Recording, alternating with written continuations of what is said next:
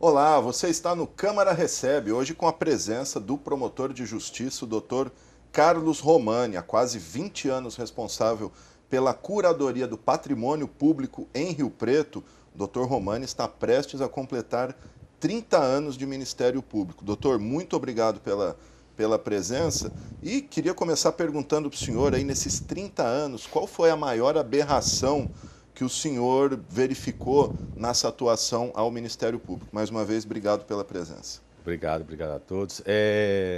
Aberração, não vamos nem dizer uma aberração, mas algo bem inusitado e que acabou gerando frutos positivos, né, na atuação do Ministério Público, que foi a contratação das merendeiras aqui em São José do Rio Preto, na administração do Liberato Caboclo, onde ele, pressionado politicamente, em razão da rescisão do contrato da terceirização da merenda, acabou contratando por decreto municipal, quando a contratação deveria ser, no mínimo, por processo seletivo ou por concurso público. E ele acabou contratando por decreto, e eu fiquei sabendo no dia anterior que esse decreto seria editado. E eu, então, no dia seguinte, peguei o jornal, o Diário Oficial do município, e apenas com o decreto eu entrei em ação civil pública, consegui eliminar na época, suspendendo as suas contratações. Ele conseguiu renovar, aliás, revogar essa liminar no Tribunal de Justiça, e as merendeiras foram recontratadas por um breve período, porque houve uma pressão política muito grande, uma pressão popular muito grande, já que eram 243 merendeiras na época, e acabou sobrando para o ex-prefeito uma ação de improbidade, e creio que seja uma das primeiras que eu tenho ciência de que o prefeito foi condenado por trânsito em julgado dentro do seu mandato de 4 anos, já que ele não conseguiu, né, se reeleger, não, ele não conseguiu legenda na época. Não conseguiu nem a Então, legenda. são raros os processos de improbidade que a gente consegue começar e terminar dentro do mandato. E ele foi condenado à época a pagamento de uma multa civil. Na época ele tinha perdido os direitos políticos aqui em primeira instância, mas ele conseguiu no tribunal reformar essa condenação e ficou apenas com a multa civil. E o tribunal justificou, culpa minha, justificou que estava dando a multa civil para ele, porque o Ministério Público tinha intervido de pronto, sem instauração de inquérito civil, né? E tinha então conseguido obstar essas contratações, e diante então da intervenção imediata do Ministério Público de pronto, né, não houve consequências mais danosas para o município, já que ele não conseguiu pagar o salário delas, né? E assim então deu a ele apenas uma multa civil, 5 vezes o valor do salário dele na época, que hoje corresponde a aproximadamente R$ 30.000. Quando o caso é muito escancarado, assim como esse que o senhor disse, não há nem a necessidade do inquérito. Não, Você pode entrar com a ação existe direto. um promotor de justiça, nosso mestre, né, o Hugo Nigro Mazzilli, que tem vários livros editados, é professor da Escola Superior do Ministério Público, da qual eu sou diretor da escola aqui em São José do Rio Preto. Ele defende, sempre defendeu, desde quando eu entrei no Ministério Público, desde quando existe inquérito civil, que não há necessidade para se proposta uma ação da existência do inquérito civil. Ele é prescindível em situações excepcionais, porque o inquérito civil te dá um instrumento para você levar ao juiz algo e você colher os elementos mínimos que sejam. Agora, quando você edita um decreto contratando 243 merendeiras, né, A prova já está ali, algo né? bem absurdo, porque é totalmente contra a lei a contratação. E a justificativa que ele estava oferecendo não era uma justificativa plausível, porque as crianças iam ficar sem merenda em Rio Preto, porque já havia há 8 meses uma discussão a respeito disso. Então, ele acabou provocando uma conduta para editar esse decreto, da qual era plenamente previsível que aquilo ia acontecer. E ele podia ter previsto e evitado aquilo, né? E o inusitado disso tudo foi que houve uma pressão política de quem queria a contratação delas, e na época elas bateram panela aqui na frente da prefeitura, e o prefeito falou: olha, a culpa é do promotor de eu não poder contratá-las. Elas todas foram ao fórum, bateram panela na frente do fórum e queriam falar comigo. E eu disse então a elas que as receberia, mas uma comissão, já que eu não podia receber 200 e poucas. Aí fizeram uma comissão de 10, subiram ao meu gabinete, atendi a todas, elas entenderam a situação, ficaram minhas amigas, eu atendi todas que tinham durante um mês pensão alimentícia em atraso, resolvi problema de família, de filho, para elas ficaram minhas amigas, vieram bater panela de volta na prefeitura. Então são situações inusitadas. Se você perguntar, essa é a situação mais inusitada que me aconteceu aqui em São José do Rio Preto.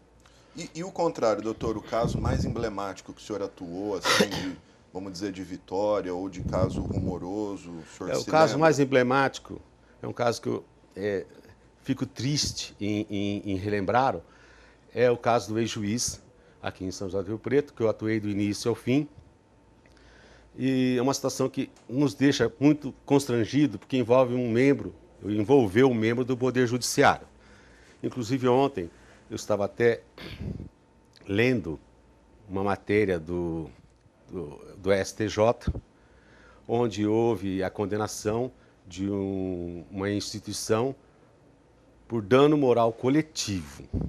Ora, dano moral coletivo, nós estamos assim, da Constituição de 88 para cá, que foi colocado dano moral no Brasil. Nos Estados Unidos já existia há muitos anos. E o dano moral coletivo é aquele que objetiva reparar algo que foi feito contra a sua instituição.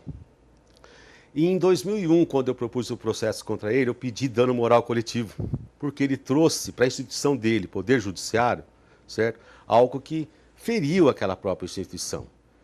E foi um dos primeiros pedidos de dano moral coletivo que eu tenho conhecimento, que estava nascendo no Brasil, essa instituição de dano moral coletivo, em 2001. E o tribunal, infelizmente, não me deu. Agora, dano moral coletivo é como... Virou moda, você está entendendo? Isso em 2001. Foi um caso muito emblemático, um caso que custou para a gente trabalhar nele, porque envolvia uma pessoa que era do nosso meio jurídico e são situações que a gente assim não gosta muito de voltar, porque já passou. Já passou, trabalhei, sofri, certo? Sofri como promotor, sofri como pessoa, houve inúmeros recursos, houve ação penal contra ele, que foram propassados pelos outros colegas, que eu não atuo nessa área, mas agora está resolvido, a situação dele está resolvida em termos pelo menos na área civil. Para quem não sabe, né, o doutor está falando do ex-juiz da 4ª Vara Civil, o doutor Júlio Cuginotti. Doutor, só rapidinho, só para lembrar, qual que foi qual foi a faísca aqui? Porque depois teve vários problemas que o doutor Júlio se envolveu, mas o que começou, como o senhor disse aí, o que desencadeou? Qual foi vamos dizer, o fio da meada aí? Foi uma denúncia realizada perante a Corregedoria na época, né, levada por alguém aqui de São José do Rio Preto, que foi um político, que era desgostoso com relação à atuação dele, né? E como haviam outros murmúrios a respeito de outros fatos, né? Acabou então, vamos dizer, enchendo o balde. Aí a Corregedoria resolveu atuar mesmo, e daí para frente foi instaurar uma sindicância já com ele na condição de juiz, e no final dessa sindicância o corregedor fez um relatório muito pesado, né, em relação à conduta dele, e aí desagou no que desagou, no pedido dele de exoneração, né, e aí se seguiu. Tá certo. Aí como ele perdeu o cargo, né, então transmudou do tribunal para cá, né, porque se ele continuasse na condição de juiz, ele seria julgado, ele teria a atividade dele lá no tribunal. Certo? Seria processado pelo tribunal. Então, como ele não deixou de ser juiz, então tudo que tinha sido apurado lá pela Corregedoria foi encaminhado para Rio Preto e distribuído para mim. Para o Ministério Público. Doutor, o senhor falou aí uma contratação por decreto, isso começo dos anos 2000, final dos anos 90. O senhor acha que de lá para cá as administrações municipais têm se profissionalizado, pelo menos no que diz respeito à formalidade dos atos? Olha, tem porque no passado o acesso à internet, o acesso aos meios de comunicação eram mais restritos, né? E muitas vezes o próprio cidadão não tinha tanto acesso a tantas informações, né? E hoje a população está bem especializada. Essa especialização se transmudou também para a administração pública. Então, hoje, as pessoas que são vocacionadas para ir trabalhar na administração pública, né, elas estão bem preparadas. Só não estão bem preparadas se não quiserem, certo? Se quiserem fazer falcatruas, né? Mas elas têm condições hoje de melhorar a sua atividade dentro da administração pública. E assim, então, esses atos e hoje estão mais dentro da legalidade. Nessa situação que eu relatei em relação às merendeiras, havia uma pressão política, né, porque o prefeito vive de sustentação partidária, né? Então, às vezes, os partidos exigem muito do prefeito a ponto de ter, às vezes, as mãos, né? E ele, então, é dominado, tem que resolver certas situações. Na época, a questão, por exemplo, eu estou colocando como uma das merendeiras, porque determinado partido político queria, né, colocar encaixadas 246 pessoas, você está entendendo? Isso politicamente era importante. Então, o prefeito se viu coagido, compelido, né? Ele tentou resolver, na época, com a terceirização. Eu entrei com ação contra a empresa que venceu o processo licitatório, provei que aquela empresa não tinha condições. Aí ele ficou acuado, ele não tinha saída a não ser tentar realizar isso. Então, hoje, esse aspecto é muito difícil acontecer, porque a população está muito, vamos dizer, com muitas informações, com muitos instrumentos. Está, né, bem vigilante. Então, creio que ela não se repita na atualidade. Salvo exceções, Alexandre, em pequenos municípios. Mas, olha, é difícil também a gente encontrar. Eu tive com a juíza recentemente promovida para a Palestina e eu cumprimentei, porque ela era substituta aqui em Rio Preto, trabalhava comigo.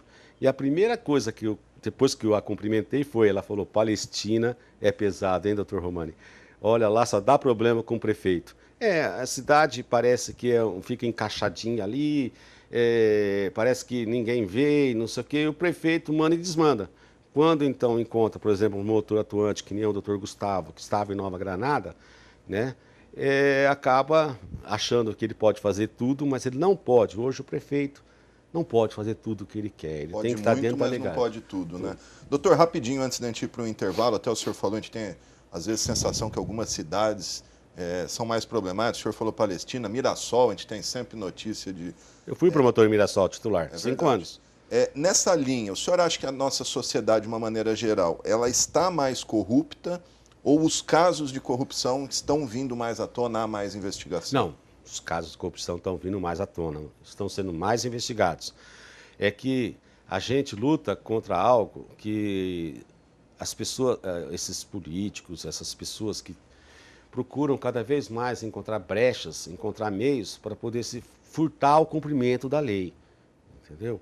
Então, a gente tem que se especializar cada vez mais, né? Achar meios, instrumentos cada vez mais potentes, né? É igual a doença.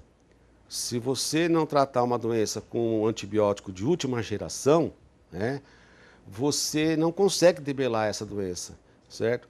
E cada vez mais a gente está tentando ter medicamentos mais potentes para evitar que essas doenças aflorem cada vez mais. Sem dúvida. Eu peço licença para o senhor, nós temos um rápido intervalo, na sequência voltamos com mais Dr. Carlos Romani.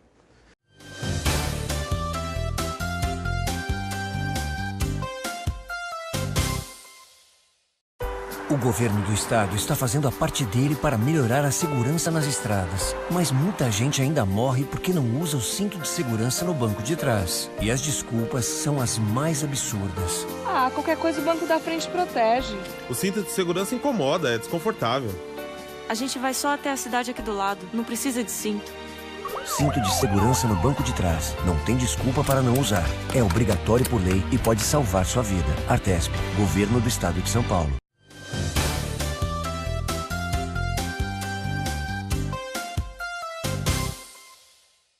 Ok, estamos de volta com o Câmara Recebe, que hoje tem o prazer de receber o promotor de justiça, Carlos Romani. Doutor, vamos falar um pouquinho aqui de assuntos envolvendo a Câmara. Em 2010 tivemos uma CPI rumorosa, a CPI que investigou a saúde, apontou uma série de supostas irregularidades, fraudes na saúde, como maquiagem de casos de dengue e superfaturamento na compra de um sistema de informática, o prontuário eletrônico pela Empro para atender a saúde. Após a conclusão dessa CPI, esse caso foi encaminhado, distribuído para o senhor. Queria saber em que pé está isso, vamos ter algum desfecho nesse caso? Como é que o que o senhor pode dizer para a gente? Desfecho nós temos em todos os casos. Existem casos que o desfecho demora um pouco mais e outros que são mais rápidos. Em relação à CPI da saúde especificamente, foram 30 itens apurados na época, certo? Itens. Então, desses 30, vamos dizer que 2 ou 3 são mais sérios. O resto, entre aspas, seria perfumaria, entre aspas. Não que não seria importante, não seja importante, certo? Mas também estão todas dentro de um contexto, né? E ao final da CPI, foi inserido no relatório a questão da Empro. E aí o que aconteceu? A CPI investigou, fez diligências, foi para tudo quanto é lado, foi em UBS, foi para todo lado, colheu elementos todos e no finalzinho, no fechar dessa CPI, certo? Foi inserido lá a questão da Empro no relatório. Ora, só que a questão da Empro no relatório, para mim, é a mais importante dentro toda aquela investigação. É o mais grave. Porque aquilo tudo que está acontecendo, o que aconteceu, certo? Já vem acontecendo há muitos anos. O que depende que a administração tome medidas proativas para evitar aquilo, certo? Não serão medidas judiciais que vai conseguir evitar aquilo, certo? Então, só que é o seguinte, outras questões que orbitaram em relação à CPI, um pouco antes da CPI, também foram investigadas pelo Ministério Público em inquéritos civis instaurados pelo MP ou requisitados por alguém, certo? Então, o que aconteceu? O mais importante dentro da CPI é a questão da Empro, inclusive envolvendo o Jeromel e tudo mais, que ele fala que ele não assinou um aditivo e tal. Só que acontece o seguinte, essa questão da Empro está nos finalmente no Tribunal de Contas do Estado. E eu tenho acompanhado os finalmente, já houve recurso do pessoal da Empro, já houve, e o tribunal já julgou irregular. E o que vai acontecer? Essa questão da Empro, para mim, se o tribunal não houver mais recurso perante o Tribunal de Contas, se o tribunal não reformar eventual decisão envolvendo a Empro, vai gerar algo mais sério em relação àquilo lá. Só que a CPI não investigou aquilo porque aquilo foi colocado no final do relatório pelo Dr. Pupo, inserido. Então aquilo tudo lá foi mencionado da Empro. Então, como houve essa menção no relatório, eu instaurei inquérito civil, só que o restante dos episódios já era de conhecimento do Ministério Público e tudo mais. Então, maquiagem dos casos... A questão da maquiagem foi investigada e parece que até acabou arquivado. Exatamente. Então, maquiagem do caso da dengue. Está lá a ex-secretária, a atual secretária, o ex-secretário, os ex-secretários, já tudo mencionado. Por exemplo, teve um rapaz que trabalhava numa empresa aqui, numa estatal aqui, esqueci o nome agora, ele foi trabalhar no hospital de base naquele contrato terceirizado. O Luciano, né? Exato, salvo engano. Isso. Esqueci o nome dele agora, está na ponta da língua. Aí ele conseguiu fazer um trabalho excelente, ele provou para mim no inquérito civil que o trabalho dele foi realizado. Aí o que aconteceu? Não sei que porque carga d'água, todo mundo que trabalha bem na administração pública acaba sofrendo alguma consequência, porque acha que vai ser vereador lá na frente, aí os caras dão um trupé nele, certo? Aí instaura um inquérito civil contra esse rapaz, certo? Ficou provado que o trabalho que ele fez em relação à dengue diminuiu sensivelmente os casos de dengue em Rio Preto. E ele me explicou tecnicamente todo o trabalho que ele fez. Só que, infelizmente, né, deram um chega-rei nele para lá, certo? Tiveram que tirar ele da administração pública. Né? Ele voltou para o cargo de origem dele. Então, são situações que a gente investiga diariamente. Só que ficou dentro da CPI da saúde a questão da EMPRO, Essa é o mais grave, exato, da qual eu estou esperando. Recebi agora, na minha ausência das minhas férias, um calhamaço de papel assim que vai ser colocado, que foi a resposta que a EMPRO me deu, que eu pedi, certo?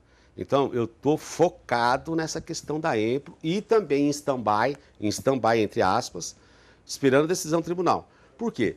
Recentemente, eu vi um caso, nós estamos em 2015, um caso de 2009, que o Tribunal de Contas aqui de Rio Preto condenou por 3 vezes, aliás, houve 3 recursos para o tribunal, os 3 foram julgados improcedente. Houve uma rescisória, entre aspas, chama rescisória, né, uma ação rescisória, e o tribunal que tinha decidido em 2009 e que por 3 vezes, em 3 recursos contra a administração, disse que a decisão do tribunal estava certa, agora numa ação rescisória reformulou tudo. Aí o que acontece? Isso vem para o Ministério Público, você entra com uma ação na Justiça, a pessoa contra a qual você propôs a ação vai para o Tribunal de Contas, pega a cópia daquilo tudo, traz para o juiz e fala, olha, o promotor está falando isso, o Tribunal de Contas, que analisou durante 5, 6 anos isso, está dizendo que eu estou certo. Um juiz, com certeza, vai jogar improcedente a ação. Então, são situações que a gente atua como promotor, mas não deixa de ser advogado. Porque você tem que visualizar lá na frente, você vai ter uma vitória. É quase um xadrez, né? O senhor já tem que ver a jogada que ele vai fazer para não perder o... Por isso que eu deixei de ser advogado aos 7 anos e fui ser promotor. Até nessa linha, doutor, o senhor às vezes opta por, às vezes, fazer acordos extrajudiciais aí com investigados para evitar uma ação judicial. Vou citar o caso do ex-vereador Oscarzinho, que o senhor, num acordo inédito, aí conseguiu ressarcir 87 mil na época, corrigido monetariamente. Sem ação judicial. É um caminho mais célere, vamos dizer assim? Eu creio que é o mais, sabe por quê? Está sobre minha mesa 2 casos envolvendo ex-prefeito de Badiba City. Casos ocorridos em 2001, nós estamos em 2015, fim de 2015. 2001, até hoje eu não recebi nada dele. Se eu tivesse feito o acordo como foi feito aqui com o Oscarzinho Pimentel, esse dinheiro já tinha dado frutos lá no município para mais medicamentos, o que seja, certo? E até hoje eu não consegui. Por quê? São centenas de recursos, inúmeros recursos. Agora nós estamos numa fase de execução, ele deve 105, não, ele deve 80, não, aí vai aquela discussão interminável. De 2001 para cá, um processo que não resolve, certo? Do Oscarzinho Pimentel, a dívida dele era 90, fez um acordo por 87 e com juro e correção monetária, já está lá, o dinheiro já foi devolvido para os cofres do município. Então,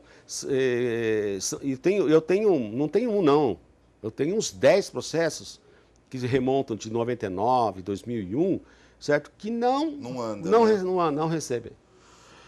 Doutor, e nessa linha de acordos, existe inclusive um TAC do senhor com postos de combustível para a questão do som alto. Inclusive ontem a Câmara aprovou aqui, em segunda discussão, um projeto de lei que pretende multar agora quem é posto que permitir som alto. Queria que o senhor avaliasse essa questão de multas. Inclusive temos um projeto em tramitação na casa que quer multar quem jogar lixo no chão. Essa questão de penalizar o cidadão dá resultado? Se punir o cidadão parasse de ter droga, tráfico de entorpecente, seria ótimo. Então acho que vai ser a mesma solução. Nós não vamos. O que vai conseguir acabar é a educação do povo. Enquanto o povo não se educar, não for educado, não ver que os outros também têm direito ao silêncio, parar nos postos combustíveis com som alto, para ficar mostrando para os outros o som, certo? Encher a cara, se embriagar, certo? Aí vem um funcionário do posto falar, a pessoa vai lá de pé do posto, ou bate no segurança, ou bate no frentista. O frentista não está qualificado para enfrentar um cara embriagado. Ele não vai, por mais que se oriente. Aí o dono do posto vai colocar segurança privada, vai custar. Ele não vai querer colocar segurança privada. Então fica uma briga de gato e rato. Fica uma briga de gato e rato, sem solução.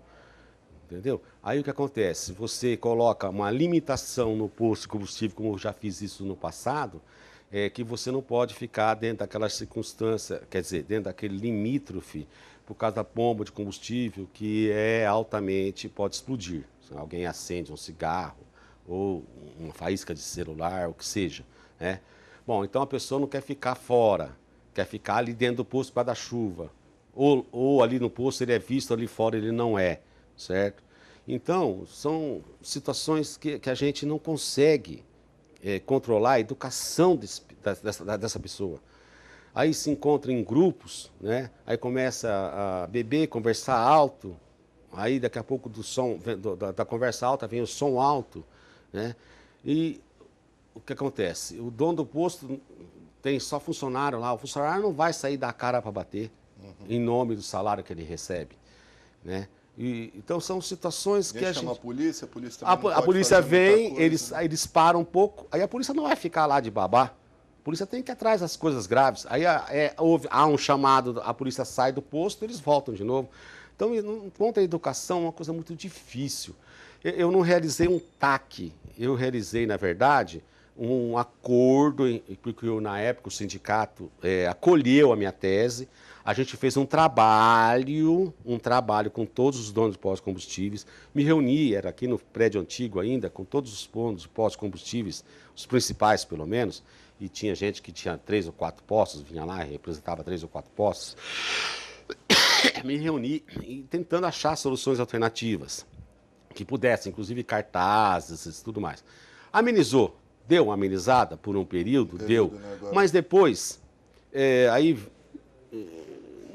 acaba voltando tudo porque a gente tem, o povo não tem educação, não tem respeito. Se tivesse educação e respeito, isso a gente aprende do berço ou na escola. Se infelizmente no berço a gente não tem, na escola não conseguiu obter uma educação mínima de respeito, né, as pessoas acabam passando dos pés pelas mãos. Aí tudo bem, vamos multar o dono do posto. Aí o que acontece? Esses donos do posto daqui a pouco vão vir aqui na Câmara Municipal pedir, pelo amor de Deus, certo? Para revogar a lei. Como aconteceu recentemente no caso dos bancos. Então, aí, por quê? Porque nós estamos sofrendo um monte de multa, certo? Aí o vereador que fez essa lei vai sofrer as consequências, porque vai dizer que ele fez uma lei contra, e todos os donos de posto de combustível, todos os frentistas não vão votar nele. Entendeu? Então saiu uma coisa nos jornais, como está hoje num dos jornais locais na primeira página, né? Só que daqui 5 anos você vai dizer, doutor Romani, o senhor é pessimista demais. Não é questão de ser pessimista, é questão de educação. A gente não consegue educar esse povo. Tá certo. E a lei não consegue educar. Se a lei conseguisse educar, certo? Nós não tínhamos tráfico de entorpecente, nós não tínhamos droga, nós não tínhamos arma na mão do povo. É o que o senhor disse, lei não falta, né? Temos talvez o maior conjunto de leis do mundo, que falta é a educação. Bom, doutor, infelizmente nosso tempo é curto, tínhamos muitos assuntos para abordar, já fica o convite, o senhor voltar uma outra vez aqui. Obrigado pela presença, um grande abraço, parabéns pelo trabalho. Obrigado a você pela audiência neste Câmara Recebe, até a próxima semana.